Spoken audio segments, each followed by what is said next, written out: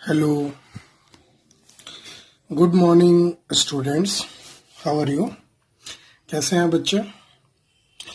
Chapter में आपको first chapter पढ़ा रहा हूँ, इंट्रोडक्शन टू अकाउंटिंग, और ये लेक्चर नंबर 11 है। टॉपिक आज हम लोग पढ़ेंगे systems of accounting. Systems of accounting का कुछ थ्योरेटिकल पार्ट हम लोग आज पढ़ने वाले हैं।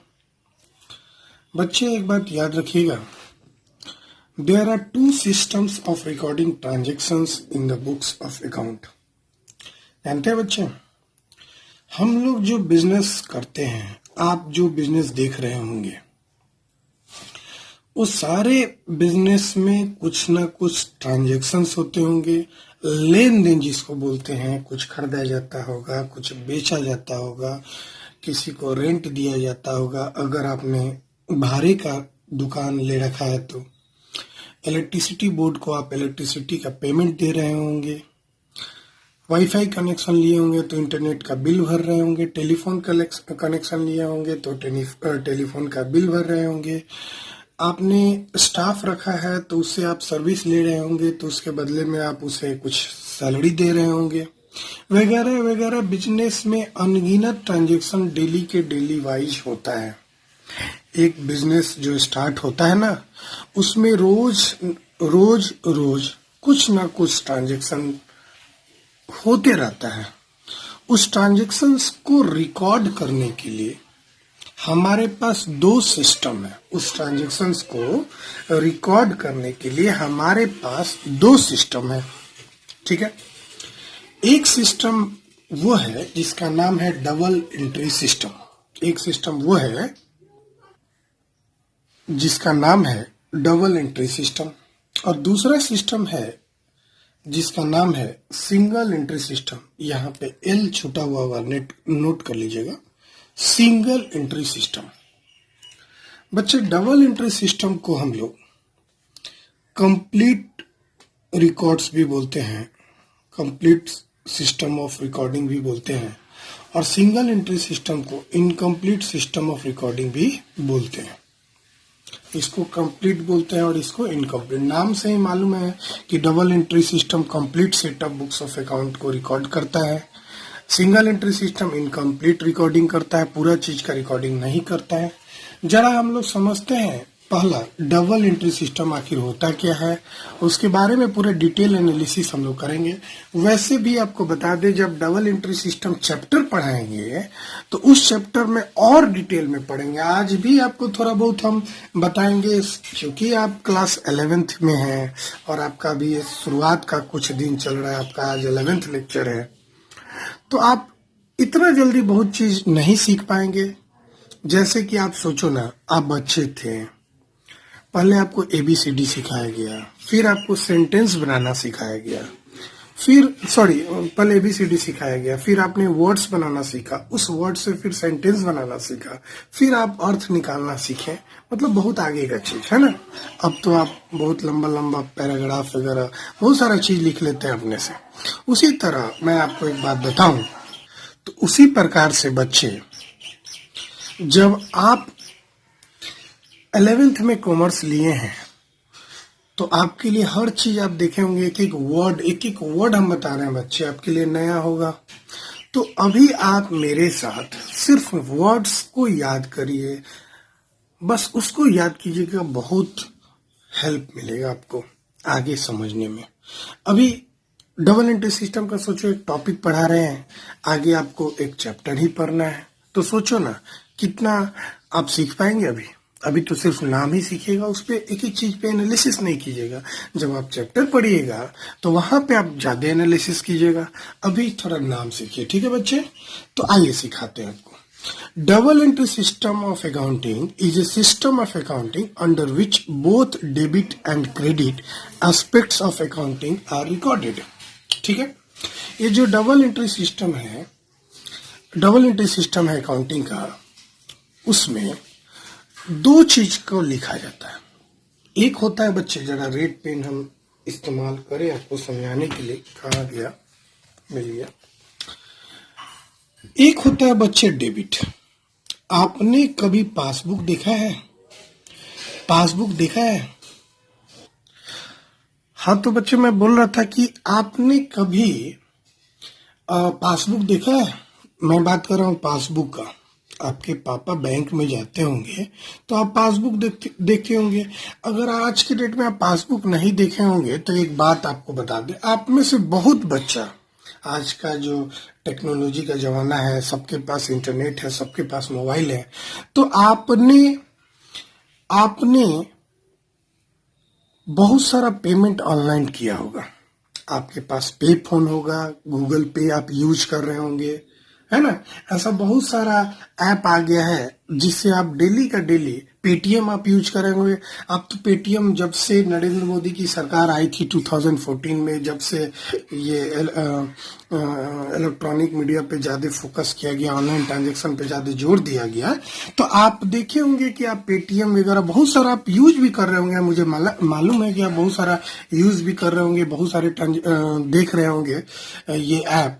उसमें से बच्चे आपने, अगर आप पासबुक नहीं देखे होंगे तो जरा उसको ओपन कीजिएगा। उसमें एक आता है कॉलम ट्रांजैक्शंस का। जब आप ट्रांजैक्शंस खोलिएगा ना तो वहां एक, कभी कभी किसी किसी ऐप में प्लस माइनस करके लिखा रहता है, किसी किसी में डेबिट और क्रेडिट करके लिखा रहता है। ये डीआर डेबिट का शॉर्टकट है, याद रखिएगा। ये जो हम डेबिट लिखे हैं ना बच्चे, और ये जो क्रेडिट लिखे हैं ना, तो डेबिट का शॉर्टकट है डीआर और क्रेडिट का शॉर्टकट है सीआर। ठीक है बच्चा, है ना? ठीक है बच्चा। तो आपने जो ऐप हम बात कर रहे हैं, कोई भी ऐप ले लीजिए, कोई भी बैंक का ऐप ले लीजिए, एसबीआई का आज के डेट में ऐप आता है, पीएनबी का ऐप आता है, कैनरा बैंक का, हर एक बैंक का ऐप आता है, पासबुक आता है, पेटीएम होता है। आप उसमें जाके ट्रांजैक्शन में जब देखेंगे ना तो वहां पे डेबिट और क्रेडिट होता है। तो आप जब यूज कर रहे होंगे बच्चे, तो उसमें या तो प्लस माइनस लिखता होगा या तो डेबिट क्रेडिट, बहुत जगह प्लस माइनस आपका होता होगा। आपको कुछ पैसा आता होगा तो आप में प्लस दिखाता होगा, कुछ पैसा जाता होगा, आप कुछ खर्चा करते होंगे तो माइनस दिखाता होगा। आप अपने दोस्तों के साथ भी कभी कभी, ये गूगल पे में जब शुरू शुरू आया था तो पैसा मिलता था तो सब लोग ट्रांजेक्शन करता था, हम भी किए हैं। फोन पे भी आया था नया नया तो उस पर कुछ पैसा वगैरह मिलता था। तो वैसे पेटीएम वगैरह में भी कुछ पैसा शुरुआत में मिलता था ट्रांजेक्शन करने पे। तो सब दोस्त आपस में क्या करते थे, किसी को पैसा भेजते थे, वो भी आपको पैसा भेज देता था। तो कभी प्लस हो जाता था जब आप भेजते थे, तो माइनस हो जाता था, और जब आपके पास आता था तो प्लस हो जाता था। तो उसी तरह डबल एंट्री सिस्टम में होता क्या है ना, एक बार प्लस होता है और एक बार माइनस होता है। मतलब हर ट्रांजेक्शन्स में दो काम होता है, एक डेबिट होता है और दूसरा क्रेडिट होता है। तो वही बता रहे हैं, every transaction has two aspects, one is debit and another is credit. आशा करते हैं ये डेबिट और क्रेडिट का मतलब क्या होता है ये आगे पढ़िएगा। अभी सिर्फ नाम सुनिए ना, मतलब भी आप समझ गए होंगे कि एक बार प्लस होता होगा, एक बार माइनस होता होगा। उसी में आप देख लीजिए, एक बार क्रेडिट लिखता होगा तो प्लस लिखाता होगा, और डेबिट लिखाता होगा तो माइनस लिखाता होगा।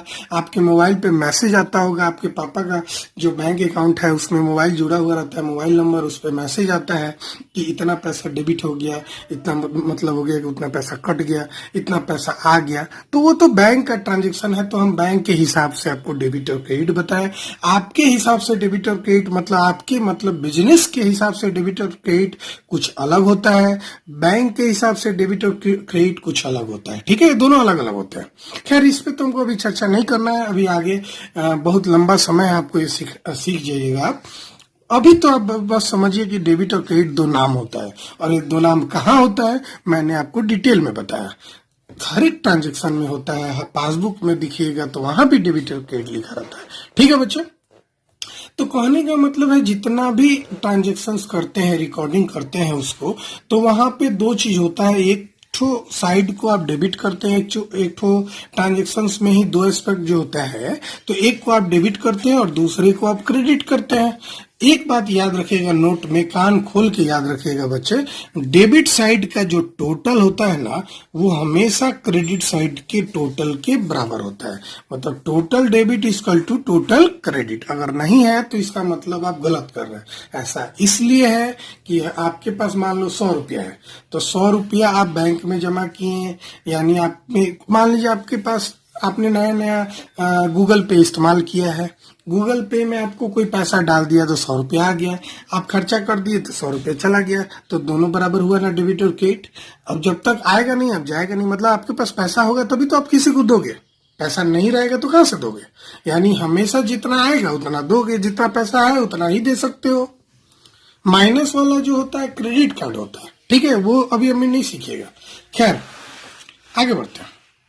फॉर एग्जाम्पल जरा सीखते हैं, फॉर एग्जाम्पल जरा हम लोग सीखते हैं, ठीक है बच्चा, जरा ध्यान से सीखिएगा, एकदम प्यार से। जैसे कि मान लो हम कैश परचेस किए सामान का, कुछ गुड्स हमने कैश में खरीदा, तो इस जब हम गुड्स खरीदे कैश में, तो ये एक ट्रांजेक्शन है, एक लेन देन है भाई। हर एक बिजनेस जो ऑर्गेनाइजेशन है, बिजनेस ट्रांजैक्शन करता है तो वो कुछ सामान खरीदता होगा, तो सामान मान लो खरीदा, वो कैश में खरीदा, तो उसके पास क्या आया? तो सामान आया, गुड्स रिसीव हुआ। क्या गया? तो कैश गया, हुआ ना। तो दो एस्पेक्ट, इसी को बोलते हैं टू एस्पेक्ट्स। हर ट्रांजैक्शन में दो एस्पेक्ट होता है। अब एक ठो डेबिट होगा और एक ठो क्रेडिट होगा। अब सवाल ये उठता है कि कौन डेबिट होगा और कौन क्रेडिट होगा। यहाँ पे हम नहीं सिखाने वाले हैं, नहीं तो आप कंफ्यूज भी हो जाइएगा, क्योंकि उसका एक अलग चैप्टर ही है किसको हमको डेबिट करना है। जब हम आपको रिकॉर्डिंग करना सिखाएंगे, ट्रांजेक्शन्स जो लेन देन है उसको लिखना सिखाएंगे, तो वहां पे आपको सिखाएंगे किस चीज को डेबिट करना है, किस चीज को क्रेडिट करना है। लेकिन मेरे प्यारे बच्चे, बस अभी ये समझिए कि हर ट्रांजेक्शन में, हर लेन देन में दो बात होती है, एक ठो आने का और एक ठो जाने का। आएगा, हो सकता है कि हम सामान खरीदे हैं तो सामान मेरे पास आया और पैसा गया। अब सोचो ना, किसी से सामान खरीदते हो तो दुकानदार से जब सामान खरीदते हो तो आपके पास आया क्या? सामान आया। गया क्या? पैसा गया। उसी तरह मान लो हम बिल्डिंग खरीदते हैं तो मेरे पास बिल्डिंग आया और गया क्या? पैसा दिए हम बिल्डिंग के लिए। तो ऐसा अनगिनत ट्रांजेक्शन, नंबर ऑफ ट्रांजेक्शन होता है बच्चा, जिसका लिमिट ही नहीं है। इतना ट्रांजेक्शन का रिकॉर्डिंग आपको सिखाएंगे कि आप परेशान हो जाएंगे, बाप रे बाप कितना ट्रांजेक्शन होता है।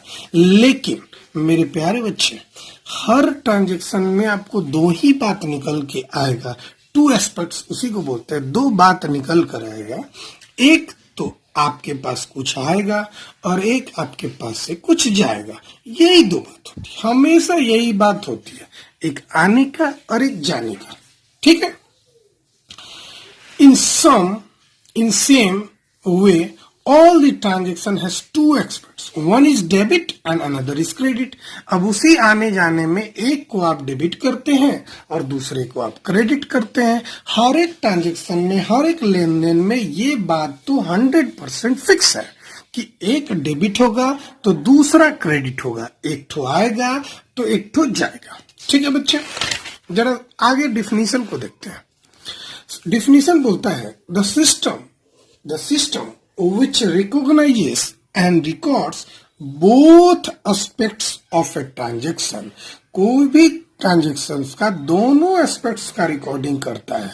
The double entry system has proved to be a scientific and complete system of accounting. Double entry system को प्रूव किया गया है कि ये एक साइंटिफिक है और इसको हम कंप्लीट सिस्टम ऑफ अकाउंटिंग भी बोलते हैं। जरा हम फीचर्स की बात करें, मतलब इसका कुछ विशेषता की बात करें डबल एंट्री सिस्टम का, तो ध्यान से देखिए। It maintains a complete record of each transaction. हर ट्रांजेक्शन का कंप्लीट रिकॉर्ड करता है। मतलब हम कुछ सामान खरीदे तो सामान आया और पैसा गया, ये दोनों चीज का रिकॉर्डिंग हुआ, इसी को बोलते हैं कंप्लीट रिकॉर्डिंग, है ना। किसी को हम पैसा दिए तो किसी से हम उधार लिए होंगे तो पैसा दे रहे हैं, चाहे किसी से उधार सामान खरीदे होंगे तो आप पैसा दे रहे हैं। तो या तो हम किसी का सर्विस ले रहे हैं, जैसे कि आप मान लो होटल में जाते हो, वहां पे रहते हैं, होटल में जाते हो आप, वहां पे रहते हो, तो रहने के लिए आपको सर्विस मिलता है और आप उसको पैसा देते हैं, तो कुछ ना कुछ आपके पास आएगा और कुछ ना कुछ आपके पास से जाएगा। तो ये दोनों चीज का रिकॉर्डिंग करता है, इसीलिए इसको बोलते हैं complete record of each transaction. दूसरा, it recognizes two-fold aspects of every transaction, namely the aspect of receiving value और गिविंग वैल्यू। वही बात हो गया, इसी चीज को यहाँ पे और डिटेल में मैंने बता दिया, लिख के भी बता दिया कि एक चीज आने वाला होगा, वैल्यू इन, कुछ आया और कुछ गया, ये दोनों चीजों का रिकॉर्डिंग यहाँ पे होता है। और इसी दोनों चीजों में थोड़ा और आगे बढ़ लो, एक को हम डेबिट करेंगे तो दूसरे को क्रेडिट करेंगे। अब उसके लिए हमको रूल्स पढ़ना होगा डेबिट और क्रेडिट का, कि किसको हम डेबिट करेंगे और किसको क्रेडिट करेंगे। लेकिन एक तो तय है कि जितने भी ट्रांजेक्शन्स हैं उसमें दो रिकॉर्डिंग होगा, दो एस्पेक्ट होगा, एक आने का और एक जाने का। तो इसमें से कोई एक डेबिट होगा और कोई एक क्रेडिट होगा 100%।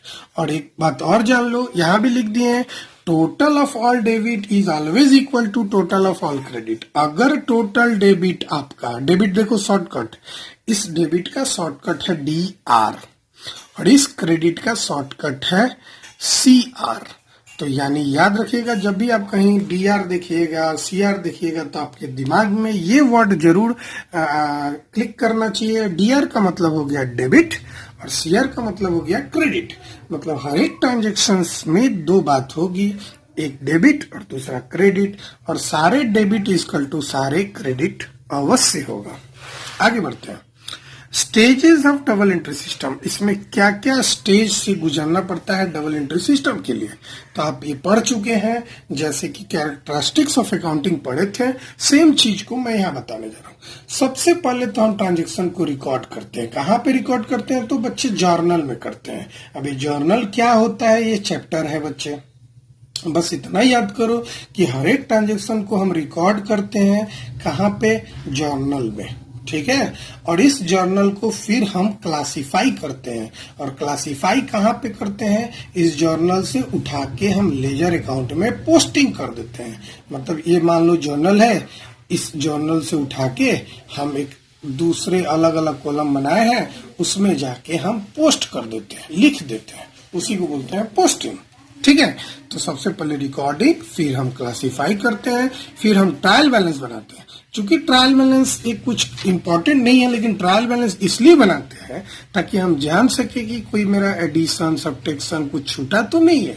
अर्थमेटिकल एक्यूरेसी जानने के लिए, मैथमेटिकल एक्यूरेसी जानने के लिए, एडिशन सब्ट्रैक्शन जानने के लिए हम लोग ट्रायल बैलेंस बनाते हैं। उसके बाद मेनली हो गया रिकॉर्डिंग, फिर क्लासिफाइंग, फिर हम अपने बुक्स ऑफ अकाउंट को क्लोज कर देते हैं। क्लोज कैसे करते हैं? तो फाइनल अकाउंट बना के। और फाइनल अकाउंट क्यों बनाते हैं ये तो पहले ही बताए हैं। एक बनाते हैं इनकम स्टेटमेंट और दूसरा पोजीशन स्टेटमेंट। इनकम स्टेटमेंट से हम प्रॉफिट और लॉस पता करते हैं, और पोजीशन स्टेटमेंट से एसेट और लायबिलिटी की वैल्यू पता करते हैं, ठीक है बच्चा। आगे बढ़ते हैं, जरा जल्दी जल्दी सीखते हैं। Advantages of the double entry system. Double entry system के एडवांटेजेस क्या हैं बच्चे? सबसे पहले तो साइंटिफिक है। अब पूछेगा क्यों साइंटिफिक है?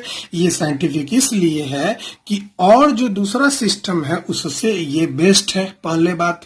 और दूसरी बात, यहाँ पे 2 एस्पेक्ट्स की बात होती है, दोनों एस्पेक्ट्स को लिखा जाता है। अब तो छूटेगा ही नहीं। मान लो आने और जाने दोनों को लिख दिए हम, तो कैसे कोई चीज हमारा गलत हो सकता है? एकदम वहां पे कोई ये क्या बोलते हैं, चोरी भी नहीं कर सकता है, चीटिंग भी नहीं कर सकता है आपका अकाउंटेंट। कोई भी व्यक्ति, अगर आप आने जाने दोनों का हिसाब रखो तो कैसे गलत चीटिंग हो सकता है, फर्जरी हो सकता है, चोरी हो सकता है? नहीं हो सकता है।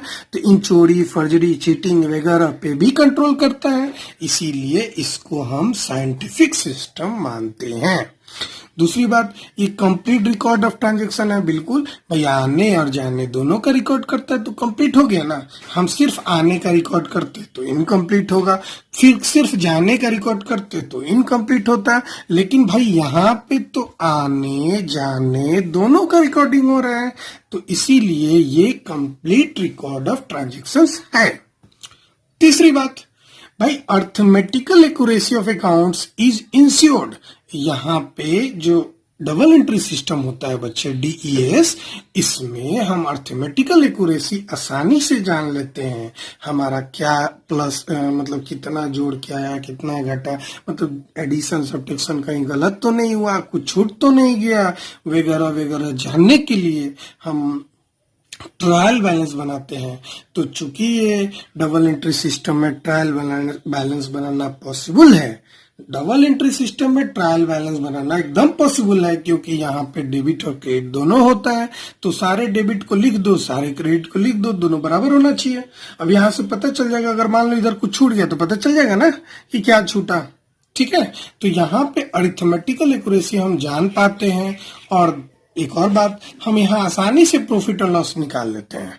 और यहाँ तक हम फिनेंशियल पोजीशन जो अभी बात की है, जो बैलेंस शीट में बनता है, बैलेंस शीट यहाँ पे बना पाते हैं। बैलेंस शीट बनाने के पीछे हम पहले ही बताए हैं, एसेट्स की वैल्यू कितनी है, लायबिलिटीज की वैल्यू कितनी है, वो हमको पता चल जाता है बच्चा। और दूसरी बात, ये मैनेजमेंट को डिसीजन लेने में भी मदद करता है। तो सोच लो डबल एंट्री सिस्टम कितना इंपॉर्टेंट है। ठीक है बच्चे, क्लियर है ना, समझ गए ना? आगे बढ़ते हैं। अब जरा हम एक और जो सिस्टम होता है सिंगल एंट्री, उसकी भी चर्चा करते हैं। ठीक है बच्चे, आज ही चर्चा करेंगे, छोटा सा है।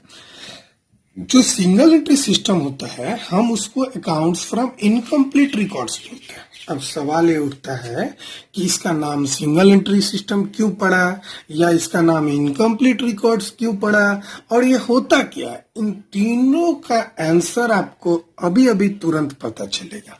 सबसे पहला, accounts from incomplete records or single entry system of recording transaction in the books of account may be defined as an incomplete double entry system.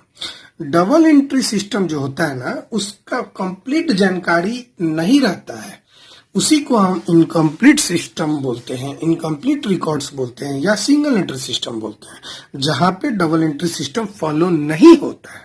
ठीक है, इन दिस, यहाँ पे हर ट्रांजेक्शन को हम नहीं लिखते हैं, जैसा कि हम डबल एंट्री सिस्टम में हर एक ट्रांजेक्शन को लिखते थे, आने का जाने का। यहाँ पे सारे ट्रांजेक्शन को नहीं लिखते हैं, कुछ ट्रांजेक्शन का डबल एंट्री करते हैं, डेबिट क्रेडिट करते हैं, कुछ का केवल एक करते हैं, कुछ का एकदम ही नहीं करते, एकदम से ही नहीं करते हैं। आप पढ़ लो, लिखा हुआ है, in some transactions both aspects of the transactions are recorded, while in other either one aspect is recorded or not recorded at all. कहने का मतलब है, ये जो इनकम्प्लीट रिकॉर्ड्स है, जो सिंगल एंट्री सिस्टम का रिकॉर्डिंग है, इसमें कभी कभी दोनों ट्रांजेक्शंस का रिकॉर्डिंग होता है, किसी जगह पे सिर्फ एक ही का रिकॉर्ड होता है, किसी जगह पे दोनों का ही रिकॉर्डिंग नहीं होता है। इसीलिए ये सिस्टम जो है साइंटिफिक नहीं है। इसमें अब क्या क्या रिकॉर्डिंग होता है, जरा इसी को याद करना जरूरी है। जैसे कि आप यूं सोचो ना, यहाँ दो चीज को रिकॉर्ड करते हैं, पर्सनल अकाउंट और कैश बुक। अब समझो, आपने कभी किराना दुकान में गया बेटा? किराना दुकान, जो किराना स्टोर होता है ना, जहाँ पे आपका राशन का सामान मिलता है, वहां पे जब आप जाइएगा तो आप देखे होंगे एक लाल रंग का कपड़ा में बांध के वो कुछ एक किताब रखता है, बुक रखता है। ऐसा देखे आप कभी? नहीं देखे? भाई नहीं देखे हो तो जरा देख लेना। भाई हमको तो बुक बनाने नहीं है। अब देखना, उस पे ऐसा सिंबल रहता है, ऐसा, पता नहीं ये उल्टा बना दिया कि सही बना दिया, ऐसे होता है। ठीक है, तो ये जो होता है, आप देखे होंगे ऐसा चित्र बना हुआ रहता है उसके बुक्स पे, उसके पास एक रजिस्टर होता है। अब वो किराना दुकान वाला ये इसमें क्या लिखता होगा, सोचो ना, जरा याद करो। कभी आप उधार सामान खरीदे हो तो आपका नाम लिखा है कि आप फलाना व्यक्ति का एड्रेस ये है और इनको हम इतना सामान उधार में बेचे। लिखता है ना, आपका नाम लिखता है। जैसे मान लो आपका नाम राम है, तो राम लिख दिया और राम को कितना सामान उधार दिया लिख दिया, टोटलिंग कर देता है, डेट लिखते जाता है। आप जब उससे उधार खरीदेंगे उस पेज में जाके लिखते जाता है। ठीक है ना, तो वो जो किराना दुकान है ना, वो इनकम्प्लीट सिस्टम रिकॉर्ड करता है, मतलब हर चीज को नहीं लिखता है, बस जिससे उधार खरीदा या जिसको उधार बेचा सिर्फ उसी का रिकॉर्डिंग करता है। और एक और चीज का रिकॉर्डिंग करता है, कैश बुक का, कितना टोटल कैश खर्चा किया और कितना कैश आया। ठीक है बच्चे, इसीलिए ये जो किराना दुकान है वो डबल एंट्री सिस्टम को फॉलो नहीं करता है, वो साइंटिफिक नहीं है। वो बस जितना जरूरत का चीज है उससे पूछोगे वो जानकारी रखता है, वो उतना ही रखता है जिससे उसका काम चल जाए। जैसे कि वो रखता है कि किससे हम उधार खरीदे हैं, किससे हम उधार कितना बेचे हैं, वो जानकारी उससे खोजोगे ना तो बड़ा आसानी से अपना लाल कपड़ा खोल के वो जो रजिस्टर रखा है जिसपे ये वाला चित्र बना हुआ रहता है, तो उससे वो निकाल के आपको बता देगा। ठीक है ना। तो कहने का मतलब है जो सिंगल एंट्री सिस्टम होता है बच्चे, उसमें हर एक बात को नहीं लिखा जाता है, उसमें 3 चीज का रिकॉर्डिंग होता है। एकदम याद रखिए, 3 चीज का रिकॉर्डिंग होता है। एक पर्सनल अकाउंट का, ठीक है, और एक कैश अकाउंट का। अब जाहिर सी बात है, कैश होगा तो बैंक भी होगा, ये दोनों को ही कैश बुक बोला जाता है। तो कहने का मतलब है कि यहाँ पे 3 चीजों का बस रिकॉर्डिंग होता है, बाकी कोई चीजों का रिकॉर्डिंग नहीं होता है। इसीलिए ये सिंगल एंट्री सिस्टम है, और ये सिस्टम इनकम्प्लीट होता है, अनसिस्टमेटिक होता है, इसीलिए रिलायबल नहीं है, भरोसेमंद नहीं है। यहाँ पे फर्जरी होने का चांस, चीटिंग होने का चांस, चोरी होने का चांस बहुत ज्यादा है। कोई आसानी से जो अकाउंटेंट है घपला कर सकता है, पैसा इधर उधर कर सकता है, दाएं बाएं कर सकता है। तो इसीलिए हर एक लोग आज की डेट में जो बड़े बड़े ऑर्गेनाइजेशन है वो सिंगल एंट्री सिस्टम फॉलो नहीं करता है। इवन गवर्नमेंट, सरकार जो पहले सिंगल एंट्री सिस्टम फॉलो करता था, अब वो डबल एंट्री सिस्टम फॉलो करता है। जितने भी गवर्नमेंट सेक्टर है, जैसे कि बिहार रोड वाला जो है, या बिहार ट्रांसपोर्ट वाला है, या बिहार का जो नगर निगम वगैरह है, ये सारा पहले सिंगल एंट्री सिस्टम को फॉलो करते थे। नगर निगम वगैरह का नाम सुने ना, तो सिंगल एंट्री सिस्टम को फॉलो करते हैं। आज की डेट में ये सारा डबल एंट्री सिस्टम को फॉलो करते हैं, क्योंकि वहां पे चोरी होने का चांस, चीटिंग होने का चांस बहुत ज्यादा था। तो सरकार, हमको लगता है 2011 के लमसम में बिहार सरकार का अगर हम बात करें, तो जितने नगर निगम के ऑफिस आप देख रहे होंगे पूरे आपके बिहार स्टेट में, उन सब को धीरे धीरे सिंगल एंट्री से डबल एंट्री सिस्टम में उसने कन्वर्ट कर दिया। तो आगे बढ़ते हैं। Since all the transactions are not recorded under this system, one double entry system since all the transactions are not recorded under this system on double entry basis, it is not possible to prepare trial balance। मतलब इस system में सारे transactions को नहीं लिखते हैं, इसीलिए trial balance बनाना possible नहीं है। ट्रायल बैलेंस क्यों बनाते हैं? अर्थमेटिकल एक्यूरेसी जानने के लिए। तो इसीलिए जब ट्रायल बैलेंस नहीं बना पाएंगे तो हम प्रॉफिट एंड लॉस अकाउंट या बैलेंस शीट भी नहीं प्रिपेयर कर सकते हैं। जब हम ट्रायल बैलेंस नहीं बना सकते हैं तो हम प्रॉफिट एंड लॉस अकाउंट भी नहीं बना सकते हैं, हम बैलेंस शीट भी नहीं बना सकते हैं। हम प्रॉफिट और लॉस तो निकाल लेंगे, वो अलग चीज है, किसी तरह प्रॉफिट और लॉस निकाल लेंगे, लेकिन सही नहीं निकलेगा, लेकिन निकाल लेंगे। लेकिन यहाँ पे प्रॉफिट एंड लॉस अकाउंट एक होता है या बैलेंस शीट एक होता है, वो यहाँ पे नहीं बनता है, क्योंकि ये इनकम्प्लीट है। और जब ये इनकम्प्लीट है तो आने जाने दोनों चीज का रिकॉर्डिंग नहीं होता है। जब आने जाने का नहीं रिकॉर्डिंग होता है तो कहां से ये सही बताएगा? ये रिलायबल कैसे होगा, भरोसेमंद कैसे होगा? सिस्टमेटिक है ही नहीं, ये तो अनसिस्टमेटिक है, ये एकदम साइंटिफिक नहीं है, अनसाइंटिफिक है, इनसाइंटिफिक है। तो कहने का मतलब है बच्चे, ये जो सिंगल एंट्री सिस्टम है, यहां पर सारे ट्रांजैक्शंस को हम नहीं लिखते हैं, सिर्फ 2 ही ट्रांजैक्शंस को हमने बताया, पर्सनल अकाउंट, 3 बोले हम, पर्सनल अकाउंट, कैश अकाउंट और बैंक अकाउंट। बैंक का भी ट्रांजैक्शन लिख लेता है, तो बस बैंक का लिखना क्या जरूरत है, पासबुक से पता चल जाता है। तो 3 चीजों का सिर्फ रिकॉर्डिंग होता है। ठीक है बच्चे, अगर आपको बहुत अच्छा लगा, आप समझ गए हैं, तो प्लीज आप मेरे वीडियो लेक्चर को लाइक कीजिए, शेयर कीजिए, अपने दोस्तों को बताइए, सब्सक्राइब कीजिए, और जरा मुझे मोटिवेट कीजिए, कमेंट कीजिए, जरा क्वेश्चन वगैरह पूछिए। आप मुझसे क्वेश्चन पूछ सकते हैं, कमेंट बॉक्स में जाके कमेंट कीजिए, वहां पे क्वेश्चन पूछिए। मैं आपसे क्वेश्चन पूछता हूँ कि सिंगल एंट्री और डबल एंट्री सिस्टम का डिफरेंस क्या है। On the basis of difference, please 2 points you write in my comment box. Bye bye.